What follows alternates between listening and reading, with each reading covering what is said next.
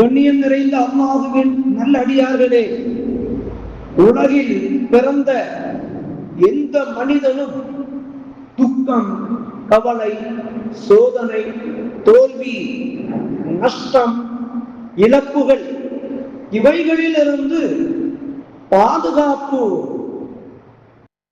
பெறாதவனாக யாருமே இருக்க முடியாது. இந்த உலகில் பிறந்த அனைவர்களும் சோதனைக்கு உள்ளாக்கப்பட்டவர்களாகத்தான் இருக்க வேண்டும். அந்த அடிப்படையில் சோதனையே இல்லாதவன் யார் என்றால் இறைவன் ஒருவன் தான். அவன் மட்டும்தான் சோதனைக்கு அப்பாற்பட்டவன். இறைவன் என்றும் நிலையானவன்.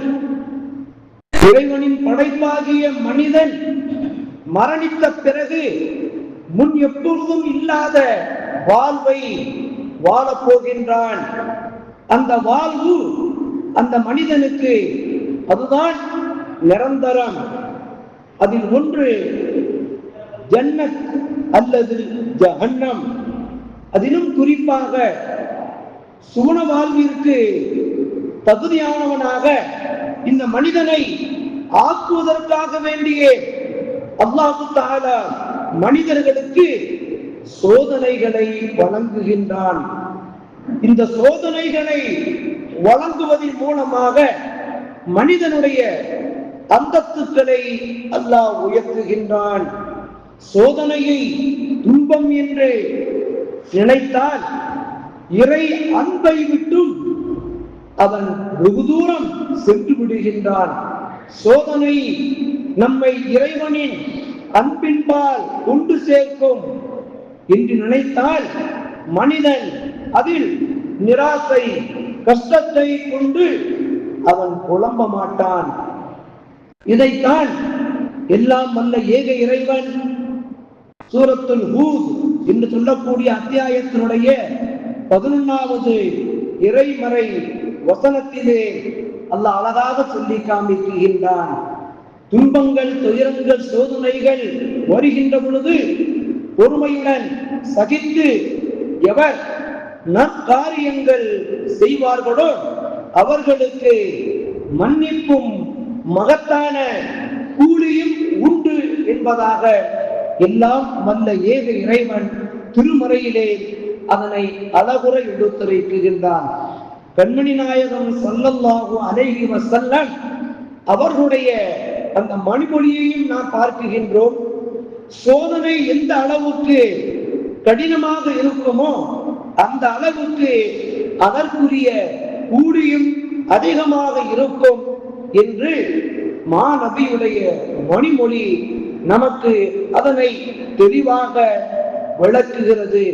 மேலும் எல்லாம் வல்ல ஏக இறைவன் சூரத்துல் பக்ராவுடைய அத்தியாயம் 214 இறைமறை வசனத்திலே அல்லாஹ் இவ்வாறு பதிவு செய்கின்றான், எடுத்துரைக்கின்றான். அம் ஹசிப்தும் ததுஹுலுல் ஜன்னத வலம்மா யஅதீக்கும் மஸலுல் லதீன ஹலவ் மின் கப்லிக்கும்.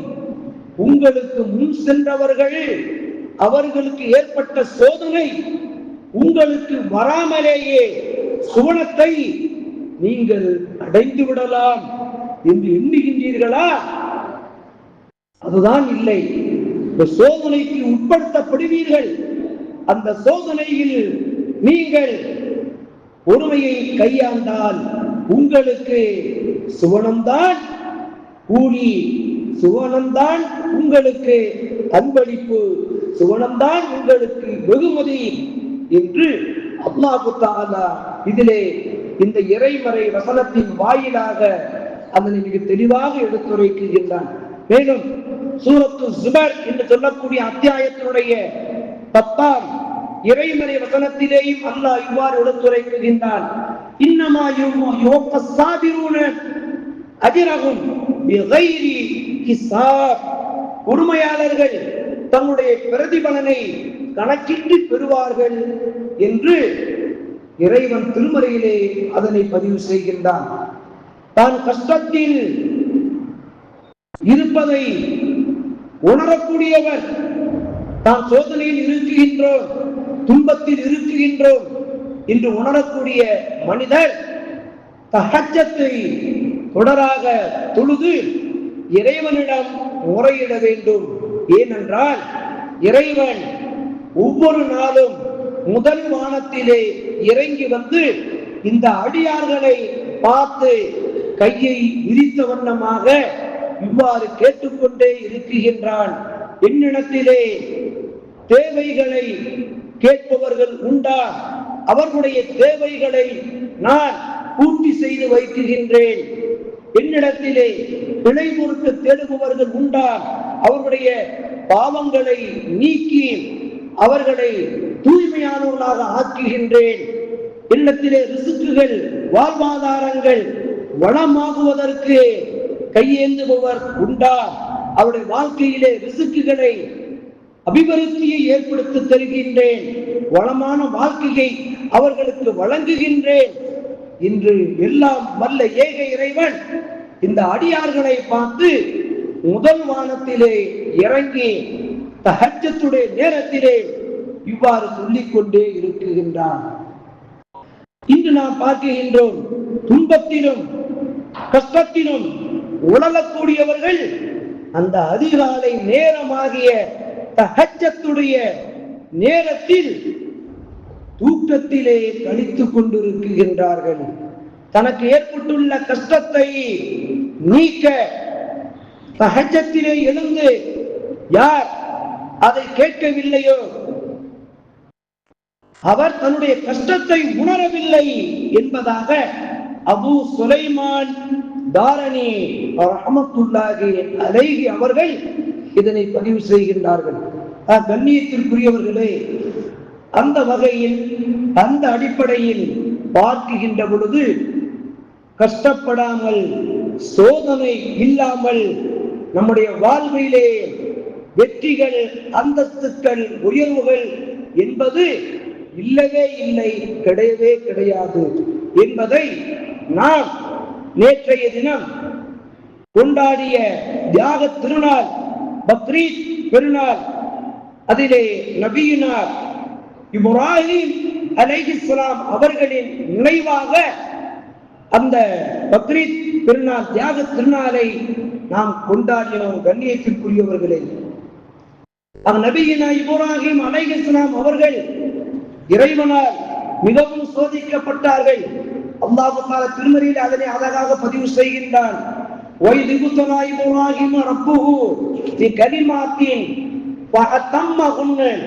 இப்ராஹீமை அவர்களுடைய இறைவன் பல கட்டளைகள் மூலமாக சோதித்தான் என்பதை நீங்கள் எண்ணி பாருங்கள்.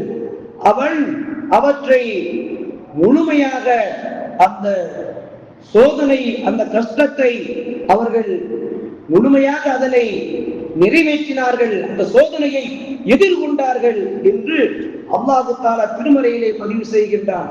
கண்ணியத்திற்குரியவர்களே, நாமெல்லாம் பிறந்த பிறகுதான் நமக்கு சோதனை என்பது ஏற்படும். இதுதான் இந்த உலகத்திலே மனிதர்களுடைய இயல்பாக இருந்து கொண்டிருக்கிறது. ஆனால் பிறப்பதற்கு முன்பாகவே சோதனையை சந்தித்தவர்கள் நபியினா இப்ராஹிம் அலைஹிஸ்ஸலாம் அவர்கள் மட்டும்தான். நபியினா மூசா அலைஹிஸ்ஸலாம் அவர்கள் கூட பிறந்த பிறகுதான் அவர்களும் சோதிக்கப்பட்டார்கள். கண்மணி நாயகம் ஸல்லல்லாஹு அலைஹி வஸல்லம் அவர்களும் இந்த உலகிலே பிறந்ததற்கு பின்பாகத்தான் அவர்களும் பல்வேறு சோதனைக்கு உள்ளாக்கப்பட்டார்கள்.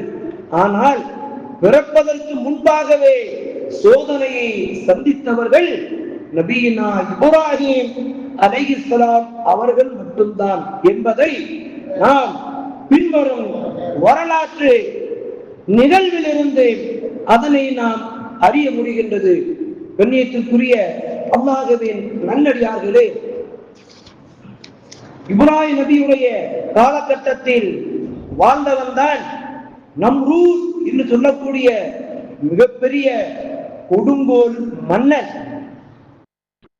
அந்த கொடுங்கோல் மன்னன் நம்ரூத் நான் தான் இறைவன், நான் தான் கடவுள், நீங்கள் என்னைத்தான் வணங்க வேண்டும், என்னை விடுத்து நீங்கள் வேற எந்த யாரையும் தெய்வமாக நீங்கள் ஆக்கிக் கொள்ளக்கூடாது, வணங்கக்கூடாது, என்னைத்தான் நீங்கள் கடவுளாக வணங்க வேண்டும் என்று மக்களை அவன் தன்வசப்படுத்தி வைத்திருந்தான். அப்படி இருக்கக்கூடிய அந்த காலகட்டத்தில் தான், அந்த நேரத்தில் தான் அவன் ஒரு கனவு காண்கின்றான். அந்த கனவுக்கு விளக்கமாக சொல்லப்படுகின்றது, நம்ரூத் மன்னனிடம், அரசே, உம்முடைய ஆட்சியையும் அதிகாரத்தையும் அஸ்தமிக்க செய்யக்கூடிய வகையில் ஒரு நிகழ்வு நடக்கப் போகின்றது என்பதாக அந்த கனவுக்கு விளக்கம் தருகின்றார்கள். ஒரு குழந்தை பிறக்கும், அந்த குழந்தையின் மூலமாக உம்முடைய ஆட்சியும் உம்முடைய அதிகாரமும் அதை அஸ்தமிக்க செய்துவிடும் என்பதாக சொல்லப்படுகின்றது. சிறிது காலம் படிக்குகிறது. அங்கிருந்து ஜோசியர் வருகின்றார்.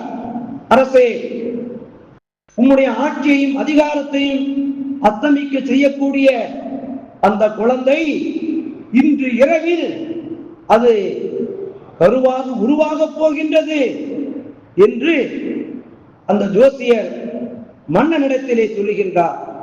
அந்த கொடுங்கோல் மன்னன் நம்ரூத் மிகப்பெரிய ஏற்பாட்டை செய்கின்றான். ஆணும் பெண்ணும் இணைந்தால்தான் குழந்தை உருவாக முடியும்.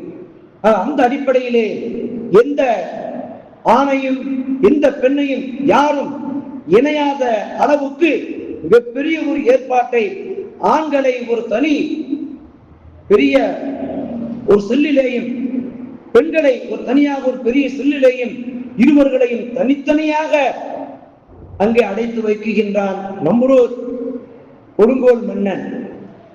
இருவர்களுக்கும் அந்த ஆண்களுக்கு தலைமையாக நபியினா இப்ராஹிம் அலைஹிஸ்ஸலாம் அவருடைய தந்தை ஆசர் அவர்கள் அங்கு பொறுப்படுத்திருக்கின்றார்கள். இங்க இப்ராஹிம் நபியுடைய ஆசருடைய மனைவி பெண்களுக்கு அவர்களுக்கு பாதுகாப்பு தலைவியாக பொறுப்படுத்திருக்கின்றார்கள். அப்படி இருக்கின்ற பொழுது இரவு நடுநிசி நேரமாக ஆகிவிட்டது. அந்த நடுநிசையிலே இருவர்களும் சந்தித்துக் கொள்கின்றார்கள். ஒருவரை நலம் விசாரிக்கின்றார்கள். நலம் விசாரித்தவர்கள் அவர்கள் தங்களையும் அறியாமல் இருவர்களும் ஒன்றாக இணைந்து விடுகின்றார்கள். அல்லாஹு தஆலா நம்ரூதுடைய அந்த சூழ்ச்சிகளையும் சதிகளையும் அல்லாஹ் முறியடித்து நபியினா இப்ராஹிம் அலைஹிஸ்ஸலாம் அவர்களை அங்கே எப்படிப்பட்ட ஏற்பாட்டை, இருவர்களும் ஆண் பெண்கள் இணையக்கூடாது என்று பயங்கரமான மிகப்பெரிய ஏற்பாட்டை செய்திருந்தானோ அதையெல்லாம் காட்டி மகா வல்லமை படைத்தவன் அந்த இறைவன். அவன் அந்த சதிகளையும் சூழ்ச்சிகளையும் முறியடித்து நபியினா இப்ராஹிம் அலைஹிஸ்ஸலாம் அவர்களை அன்று இரவு கருவிலே அவர்களை உருவாக செய்தான் என்று நாம் வரலாறிலே பார்க்கின்ற கண்ணியத்திற்குரியவர்களே. அதற்கு பிறகு விடுகின்றது. விழிந்தவுடன் அங்கிருந்த ஜோசியக்காரன் ஓடி வருகின்றான். அரசே, எது நடக்கக்கூடாது என்பதாக நாம் மிகப்பெரிய பாதுகாப்பை ஏற்படுத்தி இருந்தோமோ அதையெல்லாம் தாண்டி நடந்து விட்டது, அது நடந்து முடிந்து விட்டது என்பதாக அந்த ஜோசியக்காரன் சொல்லுகின்றான். சொன்னவுடன் அந்த நம்ரூதுக்கு என்ன செய்வதென்றே புரியவில்லை. அப்ப அதற்கு பின்பு நம்ரூது பிறக்கக்கூடிய குழந்தைகளை எல்லாம் கொன்றான் என்று நாம் வரலாறுகளிலே பார்க்கின்றோம். நபியினா இப்ராஹிம் அலைஹிஸ்ஸலாம் அவர்களை அல்லாஹ் தஆலா அவர்களுக்கு 30 விதமான சோதனைகளை அல்லாஹ் வழங்கினான், கொடுத்தான். அல்லாஹ் திருமறையிலே அதை பதிவு செய்கின்றான். முதலாவது 10 சோதனை 9ஆம் அத்தியாயம் 112ஆம் இறைமறை வசனத்திலே அதை அல்லாஹ் எடுத்துரைக்கின்றான். அத்தாயிபூனல் ஆபிதூனல் ஹாமிதூன அஸ்ஸாயிஹூன ராக்கிஊன ஸாஜிதூனல் ஆமிரூன பில் மஅரூஃபி வன் நாஹூன அனில் முன்கர் வன் ஹாஃபிதூன லிஹுதூதில்லாஹி வபஷ்ஷிரில் முஃமினீன். முதல் 10 சோதனை இறைவிடத்திலே பாவ மன்னிப்பு கோருதல்.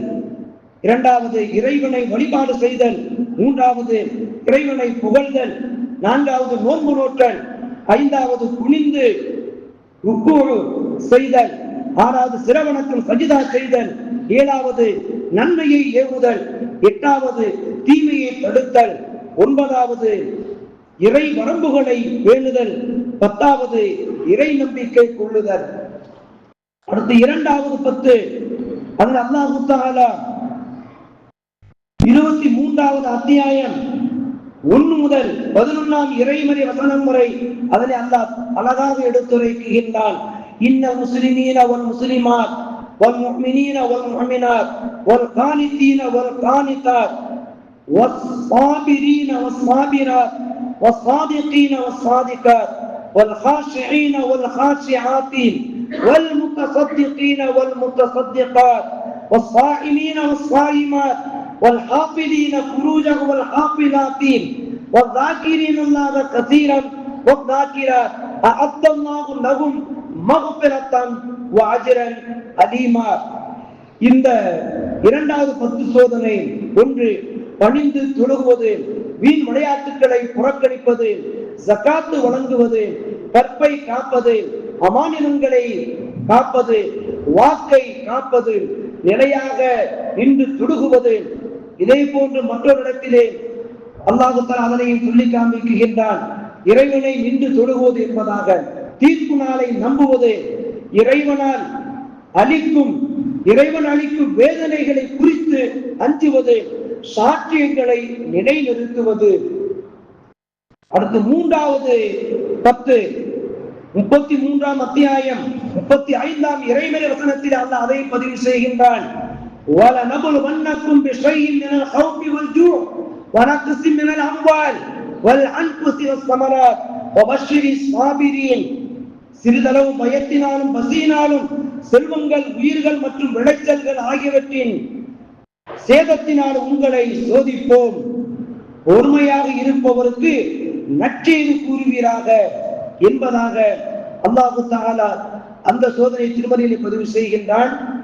மூன்றாவது 10 சோதனை இஸ்லாத்தை ஏற்றல், இறை நம்பிக்கை கொள்ளுதல், கட்டுப்பட்டு நடத்தல், உண்மை பேசுதல், பொறுமை காக்குதல், இறையச்சம் கொள்ளல், தர்மம் செய்தல், நோன்பு நோற்றல், கற்பை பேணுதல், அல்லாஹ்வை அதிகம் திக்ர் செய்தல்.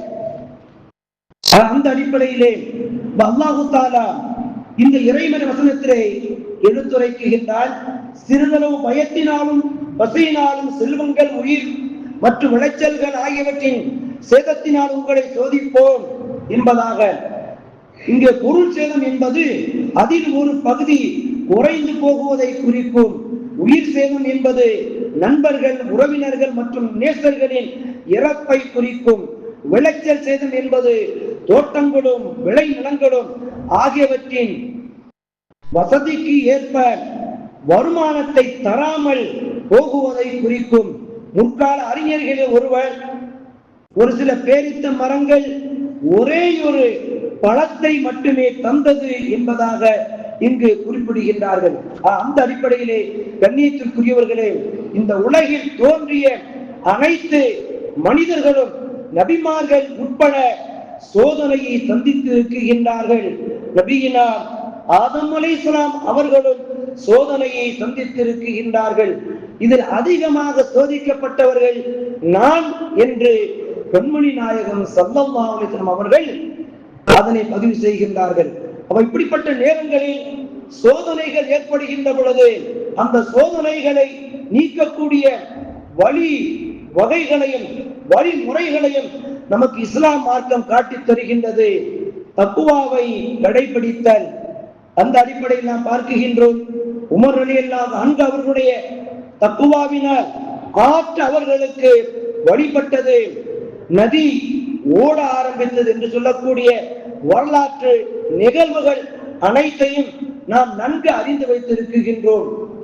இரண்டாவதாக, நம்முடைய சோதனைகள் அகல்வதற்காக வேண்டி, சோதனைகள் விலகுவதற்காக வேண்டி இறைவனிடத்திலே அதிகமான முறையிலே இஸ்திக்பார் செய்வது. மூன்றாவது, லா ஹவ்ல வலா குவத்த இல்லா பில்லாஹில் அலியில் அலீம் என்று சொல்லக்கூடிய இந்த தஸ்பீகை அதிகமாக ஓதுவது. நான்காவது, லா இலாஹ இல்லா அன்த சுப்ஹானக இன்னி குன்து மினல் ஸாலிமீன் என்று சொல்லக்கூடிய இந்த தஸ்பீகை 300 தடவை நாம் ஓத வேண்டும். அதிலும் குறிப்பாக குழந்தை பாக்கியம் இல்லாமல் இருக்கும், குழந்தை பாக்கியம் இல்லாமல் ஏங்கி தவிக்கக்கூடிய அந்த தம்பதியர்கள் 300 தடவை இந்த தஸ்பீகை தஹஜ்ஜுடைய நேரத்திலே அவர்கள் ஓதி இறைவனிடத்திலே துஆ செய்வார்கள் என்றால் அல்லாஹ் தஆலா அவர்களுக்கு அழகிய குழந்தையை அன்பளிப்பாக வாரிசாக வழங்குவான் என்பதில் எந்த சந்தேகமும் இல்லை. கண்ணியத்திற்குரியவர்களே, இந்த நிகழ்வின் பின்னால் மாநபியுடைய காலத்தில் நடந்த ஒரு நிகழ்வையும் உங்கள் மீன் நான் எடுத்துரைக்குகின்றேன். சோதனைகள் என்றால் அந்த சோதனை விலகுவதற்காக மாநபியிடம் வந்து ஒரு சாபி சொல்லுவார்கள், யார் ரசூலல்லாஹ், எனது மகனை காணவில்லை என்பதாக. அப்ப சொன்னவுடன் கண்மணி நாயகம் ஸல்லல்லாஹு அவர்கள், நீங்கள் இந்த தஸ்பீகை அதிகமாக சொல்லுங்கள் என்பதாக சொல்லி அனுப்புவார்கள். அதுபோன்று அந்த தம்பதியர்கள் மாநபி கற்றுத்தந்த அந்த தஸ்பீகை அவர்கள் சொல்லிக் கொண்டே இருக்கின்றார்கள். திடீரென்று காணாமல் சென்ற மகனை காணாமல் சோதனையால் தவித்த அந்த தம்பதியர்கள் வீட்டு முன்பாக தனது மகன் மட்டுமல்ல அவனோடு சேர்ந்து அவர் பின்னால் ஒரு பெரிய ஆட்டு மந்தையும் நிற்கக்கூடிய அந்த காட்சியை அந்த தம்பதியர்கள் கண்டார்கள் என்று வரலாற்று நிகழ்வுகளை நாம் பார்க்கின்றோம். கண்ணியத்திற்குரியவர்களே, சோதனை இல்லாமல், கஷ்டம் இல்லாமல் நம்முடைய வாழ்விலே நாம் உயர்நிலையை அடைவதென்பது அது ஒரு காலம் நடக்காது. அந்த அடிப்படையில் தான் நபியினா இப்ராஹிம் அலைஹிஸ்ஸலாம் அவர்களும் இந்த உலகத்திலே மிகப்பெரிய சோதனைகளை அவர்கள் சந்தித்து அதனை சாதனையாக ஆக்கி உலகம் உள்ள அளவிலேயும் உலகம் உள்ள வரையிலேயும் அவர்களை நாம் நினைவு கூறுகின்றோம் என்றால் அவர்கள் எந்த அளவுக்கு தன்னுடைய வாழ்நாளில் சோதனைகளை சந்தித்து இருப்பார்கள் நாம் சிந்தித்து பார்க்க வேண்டும். கண்ணியத்திற்குரியவர்களே, தமிழிலே ஒரு பழமொழி கூட சொல்லுவதுண்டு, அதாவது நோகாம நுங்கு திங்க முடியுமா? என்ன தம்பி, அப்படிதானா? பெரியவங்க சொல்லுங்க, அப்படிதானே? அந்த அடிப்படையிலே கஷ்டப்படாமல் சோதனை இல்லாமல் நாம் எந்த உயர் நிலையையும் எந்த அந்தத்தையும் இவ்வுலகிலும் சரி நாளைக்கு மறுமையிலேயும் சரி நாம் என்ன செய்ய முடியாது, அடைய முடியாது. அது இபாதத்தாக இருக்கட்டும், வணக்கமாக இருக்கட்டும், எந்த அமல்களாக இருக்கட்டும், அவைகளிலேயும் சோதனை இருக்கத்தான் செய்கின்றது. ஹஜ்ஜுடைய அமல்களை நாம் எடுத்துக்கொள்வோம், அங்கு சென்றாலும் அங்கும் நமக்கு சோதனையில் இருக்கத்தான் செய்கின்றது. அந்த கூட்டங்களுக்கு நடுவே, அந்த கூட்டங்களுக்கு இடையே பொறுமையான முறையிலே நாம் என்ன செய்ய வேண்டும், அந்த காபத்துல்லாவை வலம் வர வேண்டும். அதுபோன்று சஃபா மர்வா தொங்கோட்டம் ஓடக்கூடிய அந்த இடத்திலேயும் அங்கேயும் சோதனைக்கு உட்படுத்தப்படுவோம். கூட்ட நெரிசல் பயங்கரமாக இருக்கும். அதனால் தான் மாணவி சொல்லுவார்கள், நீங்கள் ஹஜ்ஜி செய்ய வேண்டும் என்று நாடிவிட்டால் உடனே நீங்கள் சென்று விடுங்கள். ஏனென்றால் உங்களுக்கு இயலாமை ஆகிவிடலாம். உங்களுடைய உடலில் தெம்பு இருக்குகின்ற பொழுது நீங்கள் ஹஜ்ஜிக்கு சென்று விடுங்கள். சிலர் நினைப்பாங்க, எனக்கு என்ன வயசா ஆயிருச்சு, இன்னும் கொஞ்சம் நான் பேரப்பிள்ளையெல்லாம் எடுத்துட்டு எல்லாத்தையும் கல்யாணம் காட்சி நான் முடிச்சு வச்சுட்டு நான் பொறுமையா என்ன செஞ்சுக்கிறேன், நான் ஹஜ்ஜிக்கு போறேன் அப்படின்னு சொல்லக்கூடிய இருப்பாங்க. ஆனால் காலம் தாழ்த்தி நாம் அங்கு சென்றால் என்ன செய்ய முடியாது, இபாதத்துக்கள் வணக்கங்கள் முறையாக நாம் செய்ய முடியாது என்பது அது ஏற்படக்கூடிய அந்த சோதனை மூலமாக நாம் அறிந்து கொள்ளலாம். அது கண்ணியத்திற்குரியவர்களே, ஆக நபியினா இப்ராஹிம் அலைஹிஸ்ஸலாம் அவர்கள் பட்ட அந்த சோதனை, அந்த சோதனையிலே அவர்கள் ஈமானுடைய அந்த உறுதியோடு, யக்கீனோடு, தக்குவாவோடு அந்த சோதனைகள் எல்லாம் எப்படி சாதனையாக அவர்கள் முறியடித்தார்களோ, சாதனை செம்மல் நபியினா இப்ராஹிம் என்று எப்படி அவர்கள் பெயர் எடுத்தார்களோ, அதுபோன்று நாமும் நம்முடைய வாழ்வில் ஏற்படக்கூடிய அந்த சோதனைகளை நாம் பொறுமையின் மூலமாக அதை கையாண்டு அதனை சாதனையாக ஆக்கி வல்ல இறைவனிடத்திலே அதற்கு இறைவன் தரக்கூடிய கூலி மகத்தான கூலி, பொறுமையாளர்களுக்கு மன்னிப்பும் மகத்தான கூலியும் உண்டு என்று அல்லாஹ் திருமறையிலே சொல்லுகின்றான். அதுபோன்று அவர்களுக்கு கணக்கின்றி அவர்களுக்கு கூலி வழங்கப்படும் என்பதாகவும் இறைவன் திருமறையிலே சொல்லி காமிக்கின்றான். கண்ணியத்திற்குரியவர்களே, நாம் இந்த உலகில் வாழும் காலமெல்லாம் நாம் இறைவனுக்கும் இறைவனுடைய இறுதி தூதர் கண்மணி நாயகம் ஸல்லல்லாஹு அலைஹி வஸல்லம் அவர்களுடைய சுன்னத்தான நடைமுறைகளையும் பேணி வாழ்ந்து இறைவனின் அன்பையும் மாநபியுடைய ஷஃபாஅத்தினும் பரிந்துரையை பெற்று கேள்வி கணக்குகள் இன்றி நாம் நம்முடைய நேசர் கலீல் என்று சிறப்பு பெயரை பெற்ற இப்ராஹிம் நபி அவர்களோடும் ஆதம் அலைஹிஸ்ஸலாம் அவர்களோடும் இன்னும் 7 நபிமார்களோடும் சித்தீகீன்கள், ஷுஹதாக்கள், இறை நேசர்கள், நம்முடைய குடும்பத்துடைய முன்னோர்கள், மூதாதையர்கள் இவர்கள் அனைவரோடும் எல்லாம் வல்ல ஏக இறைவன் ஜன்னத்தில் ஃபிர்தௌஸ் என்ற உயர்ந்த தூணத்திலே உங்களையும் என்னையும் அல்லாஹு தஆலா ஒன்றாக ஒன்றிணைத்து வைத்து அருள் புரிவானாகவும் இன்று இந்த நல்ல நேரத்திலே இறைவனிடம் இருகரம் ஏந்தி துஆ செய்தவனாக எனது வார்த்தைகளை நிறைவு செய்து கொள்கின்றேன். وآخر دعوانا أن الحمد لله رب العالمين. السلام عليكم ورحمة الله تعالى وبركاته.